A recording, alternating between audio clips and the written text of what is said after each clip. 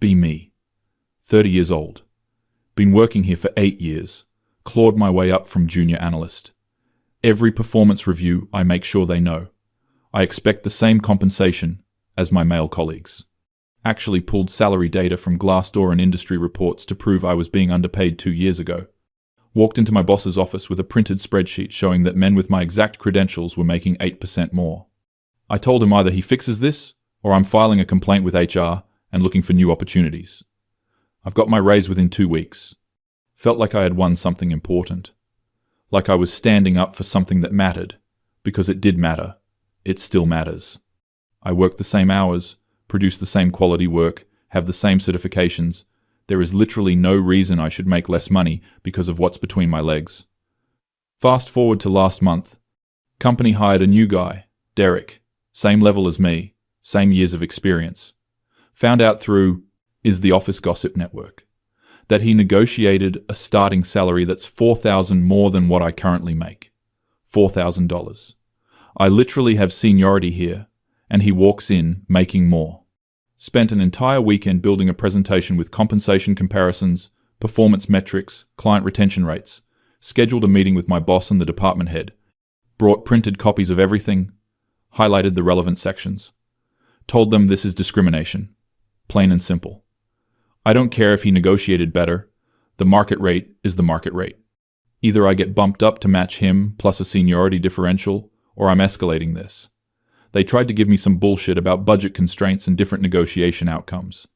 I cut them off and said, that's not how equal pay works. You don't get to pay people differently for the same job based on who asks more aggressively. That's just gender discrimination, with extra steps, because we all know who's socialized to negotiate aggressively and who isn't. Got my raise, again. Derek seemed kind of annoyed when he found out through the grapevine that I'd made waves about his salary. Don't care. Not my problem. He doesn't get to benefit from systemic inequality. This is what equality looks like. It's not always comfortable. Around the same time, all this is happening, I'm seeing this guy Michael, met him through a friend's dinner party. He works in medical device sales. Good looking, stable job, seems emotionally available. We've been on maybe 5 dates at this point. He suggested we grab dinner at this nice Italian place downtown. Dinner was great. Conversation flowed naturally. He made me laugh. Check comes and he just looks at it, then looks at me. I wait for him to pick it up because that's what you do on a date. He goes, should we split this? I actually felt my stomach drop a little, not like anxiety, more like disappointment mixed with confusion. I said something like, oh, sure, I guess. We split it exactly down the middle. He even calculated his portion to account for the fact that I didn't order an appetizer. The whole rest of the evening felt off after that. Like something had shifted, and I couldn't quite put my finger on what. He walked me to my car and kissed me goodnight, and it was fine, but I felt weird about the whole thing. Spent the drive home trying to figure out why I was so bothered. Like, logically, I know there's nothing wrong with splitting a check. I make good money. I'm financially independent. I don't need a man to pay for my food. But it felt wrong somehow. It felt like he wasn't really trying. Like he wasn't putting in effort. My mum always told me that a man who's serious about you will show it, and one of the ways he shows it is by providing. Not that I need providing for, obviously. I provide for myself. But it's the gesture, it's the intention behind it. When a man pays for dinner, it signals that he sees you as valuable, that he's willing to invest in you. Michael texted me a few days later, asking if I wanted to get drinks. I was still kind of annoyed about the dinner thing, so I didn't respond right away. Talked to my friend Sarah about it. She said I was being ridiculous, and that I should be happy he sees me as an equal. But that's not what it felt like. It felt like he was being cheap, not like he was respecting my equality. Eventually, I did go out with him again. Drinks turned into several more dates over the next month. He continued to suggest we split everything. Coffee, movie tickets, an Uber we shared. Everything. I continued to feel increasingly annoyed about it, even though I could never articulate exactly why. Then one night we were at his place watching a movie. I made some comment about how my car had been making a weird noise. He immediately offered to take a look at it, said his dad taught him about cars. I felt this warm feeling in my chest, like finally, this is what I want. Brought my car over, that weekend, and he spent 2 hours diagnosing the problem. Turned out I needed new brake pads, and he offered to help me install them to save on labor costs. We went to the auto parts store together, and when we got to the counter, he just automatically paid for the brake pads. Didn't ask, didn't suggest splitting it, just handed over his credit card. I felt so happy about this. Genuinely happy. Like this was him taking care of me, stepping up, being a man about it. It didn't even occur to me until later that I had been annoyed about splitting $15 drinks, but perfectly happy to let him pay for $120 brake pads. When it did occur to me, I pushed the thought away because the situations were obviously different. The brake pads were him doing something nice, choosing to help me with something I needed. The drinks were, I don't know, different somehow. Michael and I kept seeing each other, and I started noticing this pattern when we'd go out to eat or do activities. He'd suggest splitting costs. But when it came to things like picking me up so I didn't have to drive, or carrying heavy things, or any kind of physical task, he'd just do it without asking. And I liked that division. I liked that he saw me as someone he should help and protect in those ways. But I wished he'd just pick up the check at restaurants more often. We had been dating for about 3 months when I brought it up. Tried to be casual about it. Said something like, it would be nice if you got dinner sometimes. He looked genuinely confused. Said, I thought you'd appreciate splitting things. You seem really independent. I told him I am independent, financially independent. I make my own money and pay my own bills. But that doesn't mean I don't want to be treated well. He asked what I meant by treated well. I struggled to explain it in a way that made sense. Ended up saying something about how, when a man takes a woman out, there's a traditional expectation that he pays, and that fulfilling that expectation shows respect and interest. He pointed out that I've mentioned multiple times how important equality is to me. Brought up that I'd told him about fighting for equal pay at work. He said he assumed I'd want equality in our relationship too. I felt myself getting frustrated because he was conflating things that weren't the same. Told him that equality in the workplace and traditional dating roles aren't contradictory. One is about systemic fairness, and the other is about romantic gestures. He didn't look convinced, but he dropped it. Started paying for more of our dates after that conversation. I felt better about things. Felt like he was finally showing up the way I wanted him to. Then something happened at work that made me think about all of this in a way I didn't particularly enjoy. We have these monthly team meetings where we discuss ongoing projects and strategy. I'm usually pretty vocal in these meetings. I've never been shy about sharing my opinions. There's this older guy on the team, Richard, who has this annoying habit of interrupting people. He does it to everyone, but I noticed he does it to me and the other women on the team significantly more often. One meeting, he cut me off 3 times while I was presenting quarterly results. A third time it happened, I stopped mid-sentence and said, Richard, I'm going to need you to let me finish my thought. He got all defensive, said he was just trying to add context. I said he could add context when I was done speaking. Bit of an awkward silence, but I continued my presentation. I felt good about standing up for myself, about not letting him dominate the conversation just because he's a loud, older man who thinks his input is always necessary. Meeting ended, and my boss pulled me aside. Said he appreciated my contributions, but maybe I could try to be more collaborative in how I communicate. I asked him point blank if he would have said that to a man who stood up for himself. He got uncomfortable and said it wasn't about gender. I told him it absolutely was about gender, and that I wasn't going to sit quietly while Richard interrupted me. If that makes me seem non-collaborative, then maybe the problem is people's expectations about how women should communicate. Boss backed off. I felt vindicated. 2 days later, there was an after-work happy hour that a bunch of us went to. Just a casual thing. No clients, just co-workers getting drinks. I was standing at the bar ordering when this guy next to me, not from our company, started chatting me up. Normal bar conversation at first. Where are you from? What do you do? Then he started moving closer, getting more persistent. I asked for my number. I said I was seeing someone. He kept pushing, said we could just be friends. I was getting uncomfortable, but trying to stay polite. Then he put his hand on my lower back. I stepped away and told him I wasn't interested. He called me a bitch. Richard, the same Richard, who I'd called out in the meeting, immediately stepped between us. Told the guy to back off. stood there until the guy left. Richard asked if I was okay, offered to stay nearby if the guy came back. I thanked him and felt genuinely grateful that he'd intervened. Didn't think about the contradiction until I was lying in bed that night. I had literally called Richard out for talking over me in a professional setting because I don't need men speaking for me or treating me like I can't handle myself. But I was genuinely relieved and grateful when he physically intervened with the aggressive guy at the bar, expected him to protect me in that situation, wanted him to step in. If I really believed in complete equality, shouldn't I have handled the bar situation myself? Shouldn't I have told Richard I didn't need his help? But I did need his help, or at least I wanted it.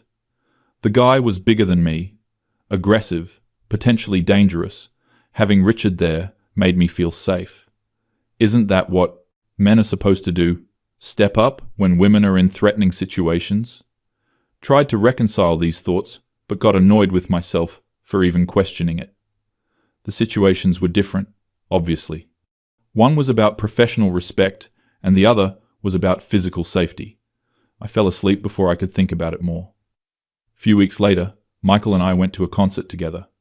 I bought the tickets because I wanted to see this particular band, and he was ambivalent. Cost about $60 each. Show was great, we had a good time.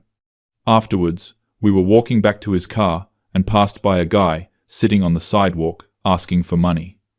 Michael pulled out his wallet and gave the guy a 20. Didn't make a big deal about it, just handed it over and kept walking. I felt this spike of irritation that I couldn't fully explain.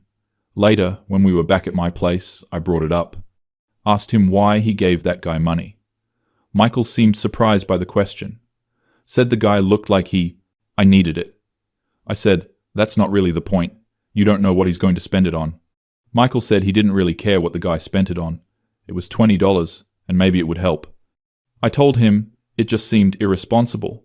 Like if he has $20 to give away to random people, he should be taking me to nicer restaurants. The words were out of my mouth before I really thought about them. Michael stared at me for a second. Then he said, I thought we had agreed to split most things equally. I didn't realize you wanted me to be taking you to expensive restaurants. I felt defensive immediately. Told him it's not about expensive restaurants, it's about priorities. He's careful about splitting coffee costs with me, but he'll throw $20 at a stranger. Michael said those things aren't related and I'm welcome to spend my money however I want, just like he is. I said, fine, whatever. I'm not trying to control his money. But I was annoyed for the rest of the night.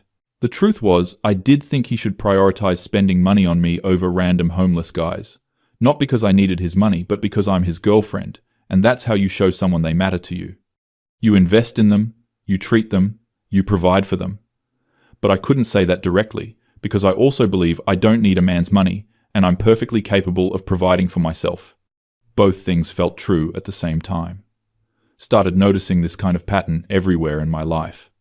At work, I was constantly vigilant about equal treatment, equal opportunities, equal recognition. When they were planning a big client pitch and initially only assigned male team members, I demanded to be included. Made a whole case about how diverse perspectives strengthen our approach and how client-facing opportunities need to be distributed equally. We've got myself added to the team. Pitch, meeting day, I wore my most professional outfit, prepared extensively, contributed significantly to the presentation. Afterwards, we all went to dinner with the client, senior partner from our firm, paid for everything. The client made some comment about how he appreciated us taking him out. I felt good about this, felt like this is how business should work. The firm demonstrates value by hosting the client properly. Didn't occur to me until much later that I had fought to be included in this dinner as an equal team member. But I had no problem with the male senior partner automatically picking up the check for the entire table, including me. If we're all equal contributors to the pitch, shouldn't we all chip in equally for the dinner? But that thought felt wrong, felt like it missed the point somehow. The senior partner paying was him representing the firm, not him treating me specifically. It was different from Michael splitting brunch costs. Had to be different. Even though I couldn't fully articulate why. My lease was coming up for renewal, and my landlord increased the rent by $200 a month. I was complaining about this to Michael. He mentioned that his place was bigger, and his rent was less than what I'd be paying after the increase. Suggested I could move in with him, split his current rent, we'd both save money. I felt immediately resistant to this idea, even though it made perfect logical sense. I told him I thought it was too soon. We'd only been dating for 6 months. He said that was fair. Just an option. But the real reason I didn't want to do it wasn't timing. It was that moving in together and splitting rent felt too transactional. Felt like roommates, not a couple. In my mind, if I was going to live with a boyfriend, I should be moving into a place he's providing, not paying half of his current rent like we're college kids with a shared lease. Didn't tell Michael any of this because I knew it contradicted everything I claimed to believe about financial independence. I make my own money, I pay my own bills, I don't need a man to provide housing for me. But I also didn't want to be a financial equal partner in that specific way. Wanted him to be established enough, successful enough, that me moving in wouldn't require my financial contribution. Or, at least, that's what it felt like I wanted, deep down, even though I'd never admit it out loud. Ended up renewing my own lease at the higher rent. One of my co-workers, Jennifer, announced she was getting married. We all went out for her bachelorette party. Bunch of us at a nice restaurant, drinking wine, talking about her wedding plans. Jennifer mentioned that her fiancé makes significantly more money than she does. Said they'd discussed finances and decided his income would cover their mortgage and major expenses, while her income would go towards savings and discretionary spending. One of the other women said that sounded like a good arrangement. I found myself feeling almost jealous. Jennifer gets to work, her normal job, contribute to their life together, but not carry the weight, their major expenses. She has a partner who out-earns her enough that she has that security. But then Jennifer said something about how she's going to let her fiancé make the final decisions about their investments since it's mostly his money.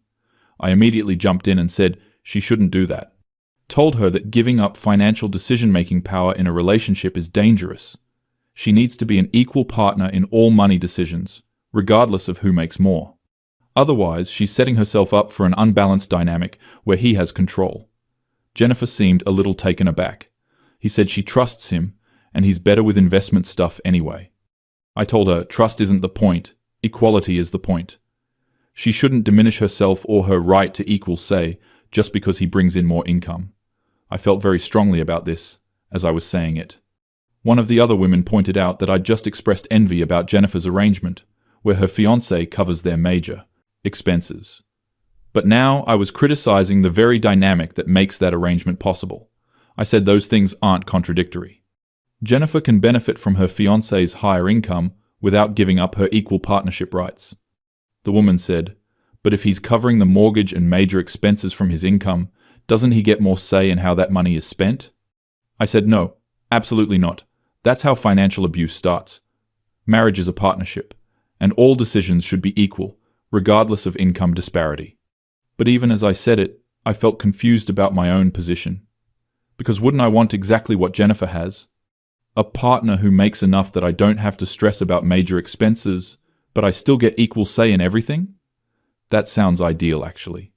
Contribute my income to our shared life, but not be solely responsible for keeping us afloat, and maintain complete, equal decision-making power about how all money is spent.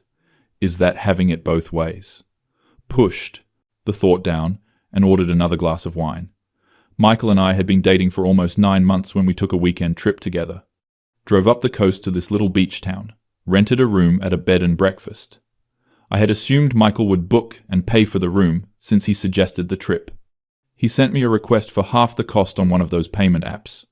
I felt that familiar annoyance again. Paid my half but made some comment about how I thought this was supposed to be a romantic getaway. He said it was romantic. Why does romance require him to pay for my share of the room? I didn't have a good answer, so I just dropped it. Trip itself was nice. We walked on the beach, had good dinners, relaxed. Second night, we went to a nicer restaurant, the kind of place with a real dress code and a wine list. Dinner was amazing. We ordered appetizers and entrees and dessert. Split a bottle of wine. Check came, and it was expensive, like $250. Michael looked at it and then looked at me. I looked back at him. He said, "This is more than I was planning to spend. Would you be okay splitting it?" I felt anger rise up in my chest. Told him He's the one who made the reservation at an expensive restaurant. If he wasn't prepared to pay for it, he should have chosen somewhere else. Michael said he chose it because I'd mentioned wanting to go somewhere nice. I thought we'd split it like we split most things. I said, I don't want to split a $250 dinner on a romantic trip. He asked me why I expect him to pay for this, but I fought to split costs equally at work. I told him he was being deliberately obtuse. Those are completely different contexts, and he knows it. Romantic relationships aren't the same as professional environments.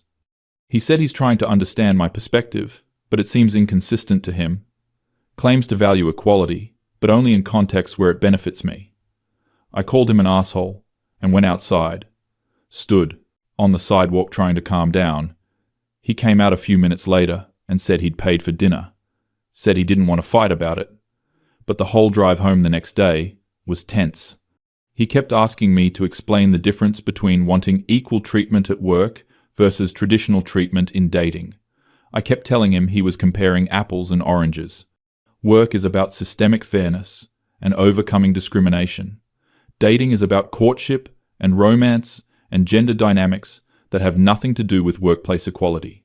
He said, gender dynamics are gender dynamics, regardless of context. Either we have traditional gender roles or we have equality. Can't pick and choose. I told him that's a false dichotomy and shows he doesn't really understand feminism. Feminism is about choice and agency. I can choose to want equal pay and choose to want a man who pays for dates. Those choices aren't contradictory. They're both expressions of my agency. Michael went quiet for a while after that. Then he said, so feminism means you get to choose whatever benefits you most in any situation, and I'm just supposed to accept contradictory expectations? I told him if he feels that way, maybe we shouldn't be dating. He didn't argue with that. We broke up basically as soon as we got back to the city. I was upset about it, but also relieved. Clearly, he just didn't get it, and I didn't need to waste my time explaining basic concepts to someone who wasn't willing to understand. Talked to Sarah about the breakup. She asked what happened, and I explained the whole fight about dinner and his accusations about me being inconsistent. Sarah was quiet for a minute. Then she said, do you see what he's saying at all? I asked her whose side she was on. She said she's on my side, but maybe Michael had a small point about the contradiction. I can't expect to be treated exactly the same as men at work, but differently than men in dating. I felt betrayed. Told Sarah, she, of all people, should understand that workplace equality and romantic dynamics are separate things. She said they're separate, but they're both based on gender. Can't say gender doesn't matter in one context, and then say it totally matters in another context. I said yes, you absolutely can, because context is what matters. The context of systemic workplace discrimination is completely different from the context of dating. Sarah dropped it, but I could tell she thought I was wrong. Started thinking maybe I needed new friends who actually understood feminism. Went on a few dates with other guys over the next couple months. None of them went anywhere. One guy was too eager to pay for everything, and it felt patronizing, like he thought I couldn't afford my own drinks. Another guy wanted to split literally everything down to individual menu items, and it felt petty and unromantic. Couldn't find the right balance. Someone who'd treat me as an equal, but also treat me special. Someone who'd respect my professional accomplishments but also want to take care of me. Didn't seem like too much to ask, but apparently it was. Meanwhile at work there was a situation with a new hire. Company brought in a woman, Amanda, for a director-level position. She was younger than the typical director, only 32, but apparently had impressive credentials. I was happy to see them hiring a woman for a leadership role. I felt like progress, like the company was finally taking diversity seriously. Amanda started, and within a month, I couldn't stand her. She had this way of being overly assertive in meetings that felt performative. Like she was constantly trying to prove she deserved to be there. She'd cut people off, dominate discussions, shoot down ideas without really considering them. Reminded me of the worst stereotypes of aggressive male executives. I mentioned to a colleague that I thought Amanda's management style was too abrasive. Colleague, a guy named Tom, said, "Isn't that what we want though? Women who don't apologize for taking up space?" I said there's a difference between being confident and being an asshole. Tom said, "When men manage that way, we call it leadership." I told him that's a false equivalence. Amanda isn't being a strong leader. She's being dismissive and closed-minded. He didn't look convinced. A few weeks later, Amanda called me into her office. Said she'd heard I had concerns about her management approach. Asked if I wanted to discuss it directly with her. I felt put on the spot. Told her I just thought she could be more collaborative, more open to input. Amanda said she's plenty open to good input, but she's not going to waste time on bad ideas just to make people feel heard. Said that's the difference between her and a lot of managers. She actually makes decisions instead of trying to build consensus on everything. I said, collaborative decision-making isn't a weakness. She said she didn't say it was a weakness, but it's not her style, and her results speak for themselves. Then she said something that really bothered me. I said, I notice you don't talk about male managers this way. I've heard you defend assertive leadership when it's men. I told her that's not true and not fair. She said she's not here to be liked. She's here to deliver results. And if that makes people uncomfortable, they can take it up with the executives who hired her. Meeting ended, and I felt angry. Angry that she'd accused me of having a double standard. I criticize male managers all the time, Richard being a prime example. But something about the accusation stuck with me in an uncomfortable way. Did I judge Amanda more harshly than I'd judge a man doing the exact same things? I wanted to say no, but I honestly wasn't sure. Maybe I did expect women in leadership to be more collaborative, more emotionally intelligent. But isn't that fair? Shouldn't women lead differently than men? Isn't the whole point that we bring different qualities to leadership? If Amanda is just going to replicate toxic masculine management styles, then what's even the point of having women in leadership? But then isn't that exactly the kind of thinking that keeps women out of leadership in the first place? The idea that we have to lead like women instead of just leading effectively? I genuinely didn't know how to reconcile these thoughts. Spent a lot of time over the next few weeks just feeling confused about things I thought I had figured out. Started dating someone new, guy named Alex. Alex was different from Michael, more traditionally masculine. Had this confident energy, made decisions without overthinking them, naturally took charge of situations. I liked it, felt good to be with someone who just knew what he wanted.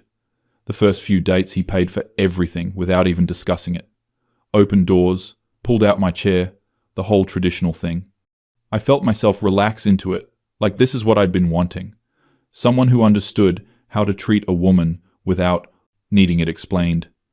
About a month in, Alex mentioned he thought it was cute that I had a career. Something about the way he said it rubbed me wrong. Asked him what he meant by that. He said, just that it's nice. I'm ambitious. But obviously once we got serious and started a family, I'd want to focus on that. I felt myself tense up. Told him I've worked really hard to build my career, and I'm not going to give it up for anyone. He said he wasn't asking me to give it up, just to reprioritize. Told him no, I'm not reprioritizing. My career is important to me. He seemed surprised by my reaction. Said he thought I wanted a traditional relationship based on how I'd been acting. I said, I want a partner who treats me well. That doesn't mean I want to be a housewife. He said he treats me well by paying for things and taking care of me. But if I want a completely equal modern relationship, he can adjust. I told him I don't want him to adjust. I want him to understand that treating me well and respecting my career aren't mutually exclusive. He looked confused. Said, so you want me to pay for everything and open doors and protect you, but also treat you like a complete equal? I said, yes, exactly. He laughed and said that doesn't make sense. I told him it makes perfect sense. He's just not willing to put in the effort to understand. He said, it sounds like I want all the benefits of traditional gender roles and modern equality, with none of the drawbacks of either. I ended the date early and stopped responding to his texts. Clearly, he was just another guy who didn't get it. But I kept thinking about what he'd said, about wanting all the benefits with none of the drawbacks. Is that what I was doing? No, that's not fair. I have plenty of drawbacks. I deal with sexism at work constantly. I have to fight for every bit of recognition and compensation. I navigate the world as a woman, which comes with inherent vulnerabilities and dangers, wanting men to step up in certain ways. Isn't asking for special treatment. It's asking them to acknowledge the reality of gender dynamics. Yes, I can advocate for myself in a meeting, and yes, I appreciate when a man intervenes with an aggressive creep at a bar. Those things both make sense in context. The context is that Gender exists and affects everything, whether we want it to or not. Ignoring gender differences when they're relevant doesn't make you enlightened, it makes you naive. I felt better after working through that logic. I'm not being inconsistent. I'm being contextually appropriate. I mentioned this whole situation to my therapist. I've been seeing her on and off for a couple years for general stress and anxiety. I told her about Michael and Alex and the accusations of contradiction. She asked me how I decide which context calls for equality and which calls for traditional gender roles. I said it depends on the situation. She asked me to be more specific. I started explaining but realized I was kind of deciding on a case-by-case basis. Like I want equal pay because that's about fairness and overcoming discrimination. But I want men to pay for dates because that's about romance and courtship. And I want equal opportunities at work because I'm just as capable as any man. But I want men to protect me in dangerous situations because they're physically stronger. The therapist asked if I could see how someone might view that as picking and choosing based on what benefits me. I said, that's a reductive way to look at it. I'm not just choosing what benefits me. I'm choosing what makes sense, given the reality of each situation. She asked if I'd be okay with men doing the same thing, choosing when to treat me as an equal and when to invoke traditional gender roles based on what benefits them. I said that's different because men already have systemic power. When men pick and choose, it's about maintaining their advantage. When I do it, it's about navigating a world that's already stacked against me. Therapist just nodded and didn't push it further. But I left the session feeling unsettled. I've started paying more attention to my own thought patterns. Noticed that I had this way of evaluating situations based on an almost instantaneous calculation. Like when a check comes at a restaurant, there's this split second where I decide whether this is a situation where I should offer to split or a situation where I should expect him to pay. The decision happens so fast I barely notice I'm making it. Based on some combination of how traditional he's been acting, how much I like him, whether I want to see him again, how expensive the meal was, what the occasion is, all these factors collapse into a single position. Like, I'm observing the situation and it resolves into one clear expectation. Same thing at work. When there's a physical task, like moving heavy boxes during an office reorganization, I immediately collapse into the position that men should handle it. But when there's a challenging project or leadership opportunity, I immediately collapse into the position that gender shouldn't matter. When a male coworker offers to help me with something technical, I have to quickly assess whether this is him being patronizing or genuinely helpful. And that assessment determines whether I respond with appreciation or offense. The decision happens in microseconds. Unconscious, automatic. But I'm definitely making a choice about which framework to apply. Equality framework or gender difference framework. Whichever one serves me better in that specific moment. Started to see Sarah's point about contradiction, but also started to see why the contradiction doesn't feel like a contradiction to me. Because in each individual moment, the position I take feels completely justified. It's only when you zoom out and look at the pattern that it seems inconsistent. But life isn't lived zoomed out. It's lived moment by moment. And in each moment, I'm just responding to the reality in front of me. Work, function came up. One of those networking mixer things with people from other companies in our industry. I went because these things are good for career development, even though I find them exhausting. Got into a conversation with a guy from a competitor firm. But we were talking about industry trends, and he mentioned his company was hiring for a senior position. I expressed interest, and we exchanged business cards. He said he'd send me the job description. Then he said we should get coffee sometime and discuss it more. I agreed, and we set up a time. Met him for coffee the following week. Conversation started professional, talking about the role and what they were looking for. I explained my background and qualifications. He seemed impressed. Then the conversation shifted slightly. He started asking more personal questions. Where I lived, what I did for fun, complimenting me in ways that felt less professional. Said something about how it would be great to have someone, like me, at their company. I started to feel like this was less of a job interview and more of him hitting on me. But I wasn't totally sure, and I didn't want to assume. Coffee ended, and he said he'd be in touch about next steps. He texted me that evening asking if I wanted to get drinks. No mention of the job. I felt disappointed and kind of used. Like he'd presented this as a professional opportunity, but really just wanted to hit on me. I didn't respond to his text. Told Sarah about it, and she asked if I'd been clear that I was only interested in discussing the job. I said I thought that was obvious given the context. She said maybe he thought I was interested in him personally. I said I was professionally friendly. That doesn't mean I'm interested. She said some guys can't tell the difference. I said that's not my problem. He presented it as a professional meeting and then made it personal. That's a bait and switch and it's gross. Sarah agreed. That was annoying. Then she asked if I'd ever met up with a guy under professional pretenses when I was actually interested in him personally. I immediately thought of a situation from a couple years ago. There was a guy who worked at a client company that I thought was attractive. I'd suggested we grab coffee to discuss the project timeline, when really I just wanted an excuse to spend time with him outside the office. He seemed interested. We got coffee, ended up dating briefly. I told Sarah that was completely different. She asked how. I said I wasn't in a position of power over him. I wasn't potentially dangling a job opportunity to get a date. The power dynamics were completely different. Sarah said, that's fair, but the basic premise was the same, using professional context as a cover for personal interest. I said, the context and power dynamics are what matter. You can't just strip those away and say it's the same thing. She dropped it, but I could tell she thought I was rationalizing. Maybe I was. I don't know. All I know is that when I did it, it felt harmless and natural. When the guy from the competitor firm did it, it felt manipulative and inappropriate. Those feelings are real, even if the actions look similar from the outside. Started seeing someone new. Guy named James. James was probably the closest I'd come to what I actually wanted. Successful, confident, treated me well, paid for dates without making it weird. Also respected my career and seemed genuinely interested when I talked about work. We'd been dating for a few months when he got a job offer in another city. Good opportunity, more money, better position.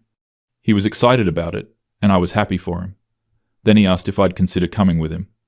Said he knew it was a big ask, but he really saw a future with us. I felt panic immediately. Told him I can't just uproot my career for a relationship. I've worked too hard to build my position and my professional reputation. He said he understood, but wanted me to at least think about it. Said there would be opportunities for me in the new city too. I could transfer within my company or find a new position. I told him it's not that simple. I'd be starting over, losing my seniority, my network, everything I've built. He said he'd be starting over too. That's what making a big move together means. I said, it's different for him. He's moving for a better job. I'd be moving for a relationship. He pointed out that if I found a job in the new city, I'd be moving for that job. The relationship would just be the catalyst. I said no. Everyone would see it as me following my boyfriend, giving up my career for a man. He said, who cares what people think if we're building a life together? I told him I care what people think. I care about not being that woman who sacrifices everything for a relationship. He went quiet. Then he said, would you want me to turn down this opportunity to stay here with you? I didn't answer right away because I did kind of want that. Wanted him to choose me over the job, but I also knew that was hypocritical given what I was saying. Told him, no, I wouldn't want him to turn it down. This is a great opportunity for him. He said, so I should sacrifice my career advancement for the relationship, but you shouldn't? I said, I'm not asking him to sacrifice anything. I'm just saying I can't move.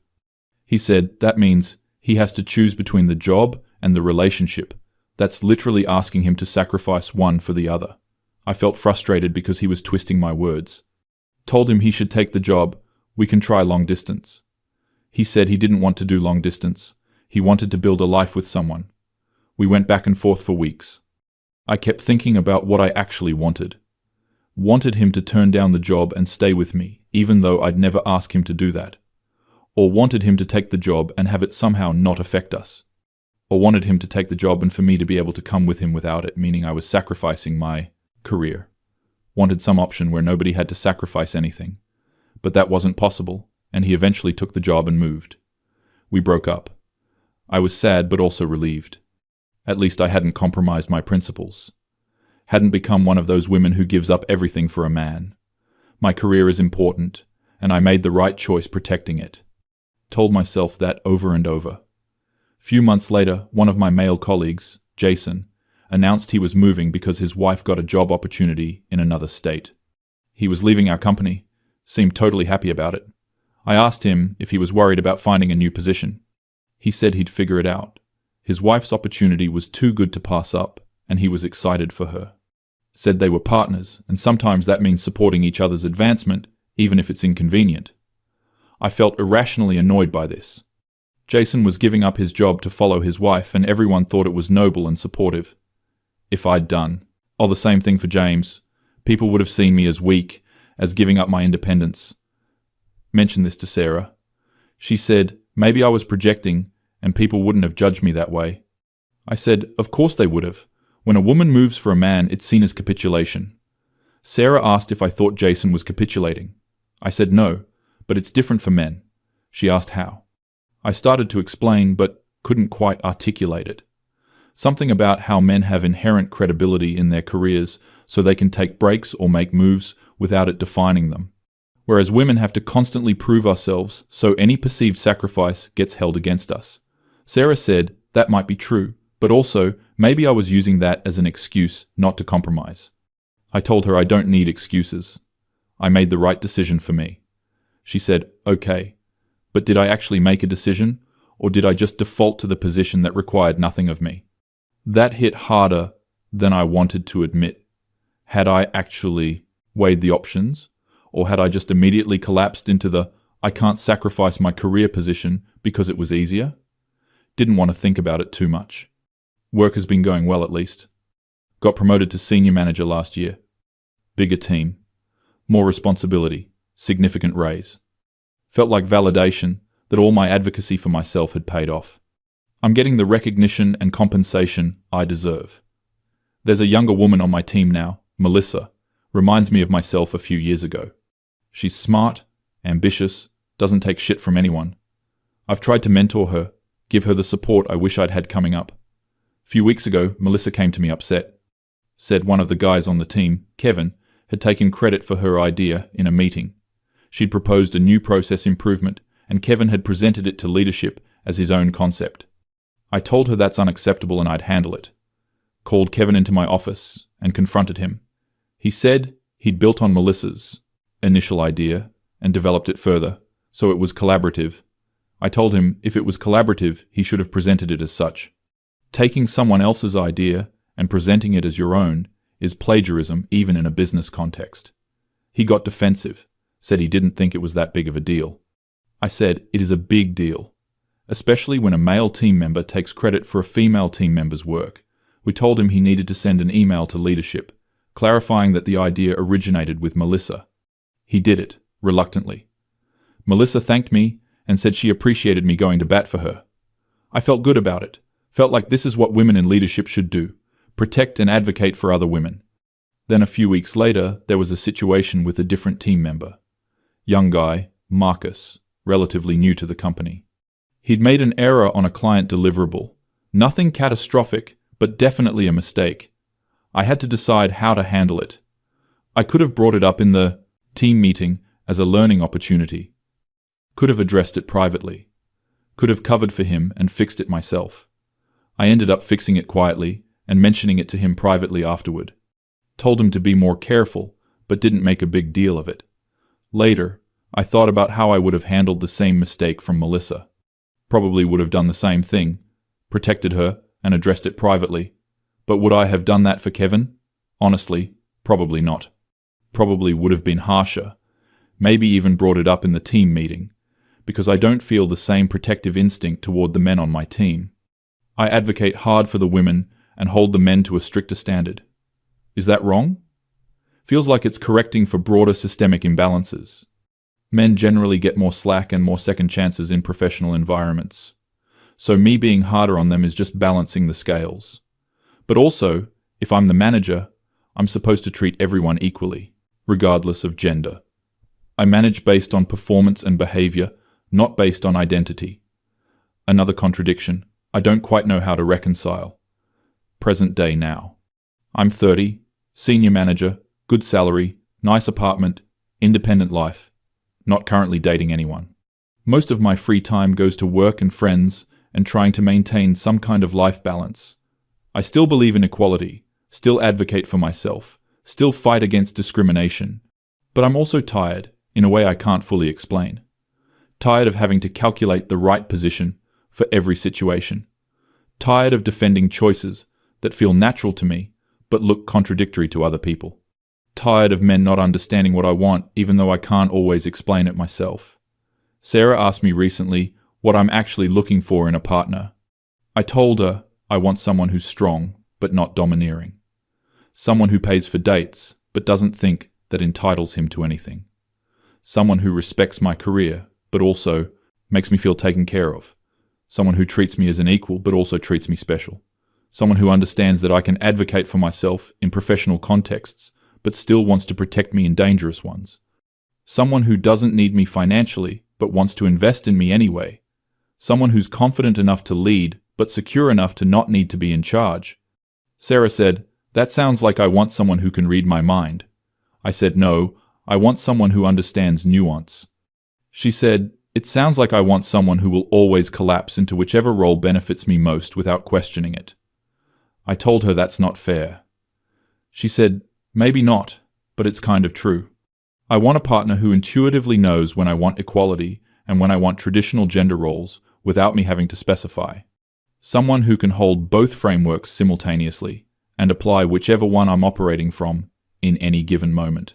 I said, "When you put it that way, it sounds unreasonable." She said, "Maybe it is unreasonable. Maybe I need to pick a lane. Either I want equality across the board or I want traditional gender roles across the board." I told her I don't want either of those things across the board. I want the flexibility to navigate different situations differently. She asked if I give men the same flexibility. I didn't have a good answer. Truth is, I don't give men the same flexibility. When a man invokes traditional gender roles in a way that benefits him, I call it sexism. When I invoke traditional gender roles in a way that benefits me, I call it preference. When a man wants equality in contexts where it benefits him, I say he's trying to avoid responsibility. When I want equality in contexts where it benefits me, I say I'm fighting discrimination. I can see the double standard when I really look at it. But I can also justify every individual instance. Because the context matters. The power dynamics matter. The history matters. Men and women aren't operating from the same position, so equal treatment doesn't mean the same treatment. I genuinely believe that, but I also know I'm using that principle to excuse contradictions that benefit me. Like both things are true at the same time. The contradictions are real and the justifications are real. I exist in both states until someone observes the pattern and forces me to collapse into one position or the other.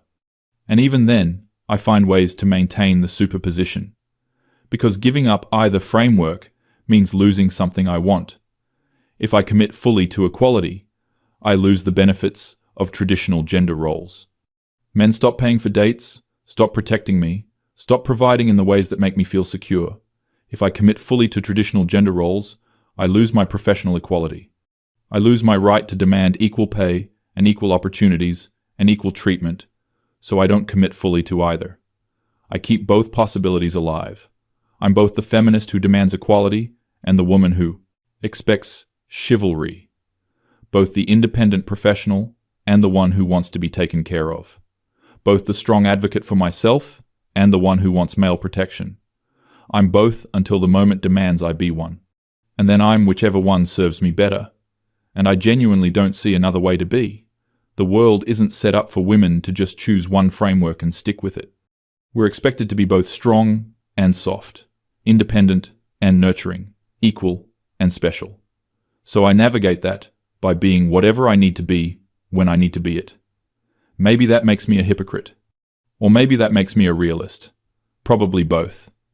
Definitely both. I'm still both.